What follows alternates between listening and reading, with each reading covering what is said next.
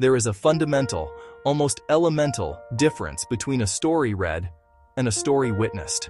A novel invites you into a private world, a whispered secret between author and reader. You hold it in your hands, you control the pace, you are the sole audience to the grand theater of your own imagination. But a play? A play is something else entirely.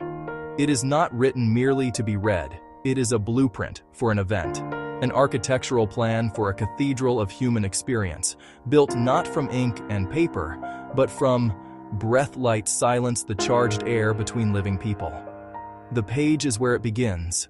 The stage is where it lives. In a novel, a writer can simply tell us he was a man consumed by jealousy. The playwright cannot. The playwright must, show us. The character must speak and act so we, the audience, conclude for ourselves that he is consumed by jealousy. Every single line of dialogue must perform a double duty, sometimes a triple duty. It must advance the plot, certainly, but it must also reveal the character, their hidden desires, their fears, their station in life, their relationship to every other person on the stage.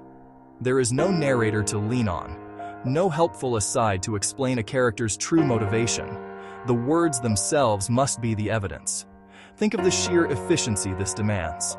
A line is not just a statement, it is an action. When Iago plants a seed of doubt in Othello's mind, his words are the verbal equivalent of a dagger's thrust.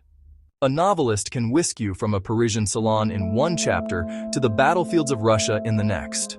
A play, for the most part, cannot. It is bound by the physical reality of the stage. This limitation, which might seem like a weakness, is one of drama's greatest strengths. It creates a pressure cooker, an intense and focused environment where characters cannot escape one another or the consequences of their actions. The unity of time and place, strict or loose, forces a story into powerful compression. The drama must unfold here, and it must unfold now. Think of Art by Yasmina Reza. 3 friends, 1 apartment, a debate over a white painting. Within 4 walls, resentments and allegiances shift in real time. The clock on the wall is our clock too. Only the most essential moments can be shown. We do not see the journey. We see the arrival, not the simmer. We see it boil over. Drama is the art of the critical point. If dialogue is the body of a play, then conflict is its beating heart. A novel can be contemplative, lyrical, a gentle, meandering stream of consciousness. A play cannot. A play demands a clash. It thrives on opposition. Drama is a character who wants something, and the obstacles that stand in their way. Without friction, the play lies inert. Pretty speeches with no propulsive force. It is the wanting and the not getting that creates the story. Conflict must be externalized, made visible and audible. Think of A Streetcar Named Desire. Blanche wants sanctuary and illusion. Stanley wants brutal, unvarnished reality. These cannot coexist. Their collision powers the play.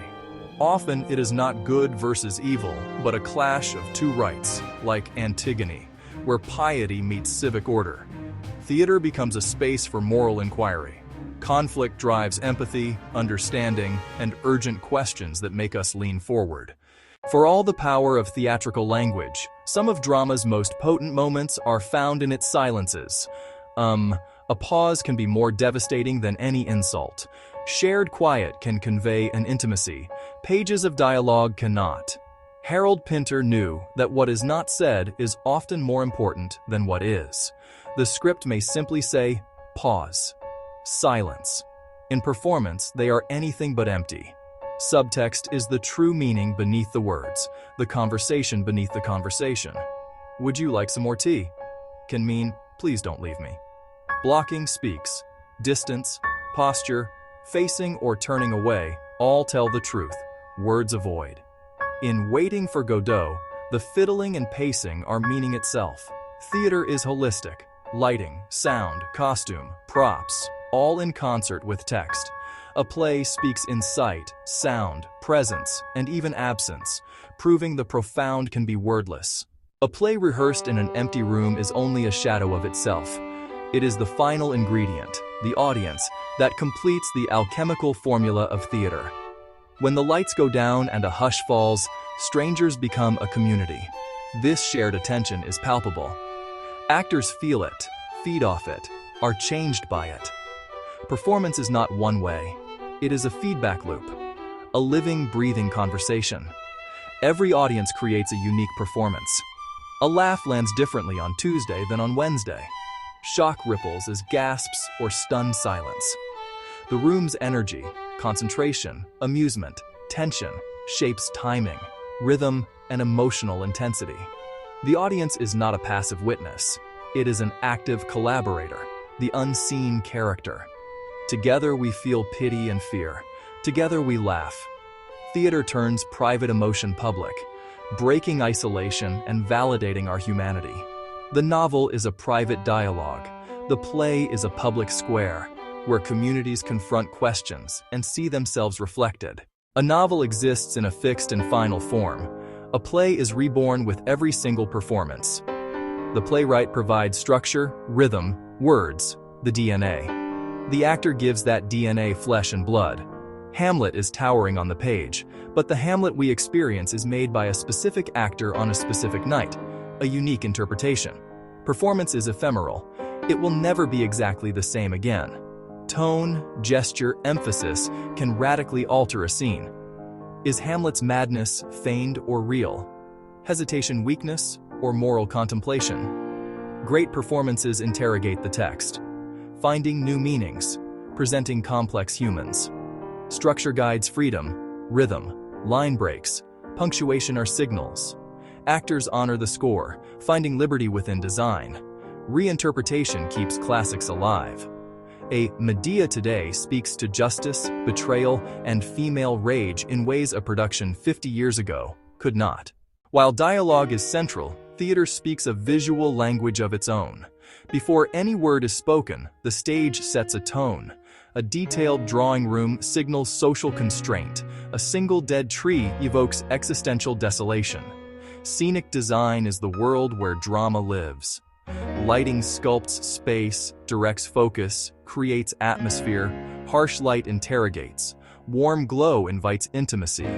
A lone spot converts private thought into public confession. Costumes and props carry meaning. A frayed sleeve mirrors decay. A gun in Act 1 is a promise. Chekhov. Every object is chosen to reveal the world and its people. The visual world can be as eloquent as dialogue, poetry that speaks directly to our senses. In the end, it comes down to a matter of presence.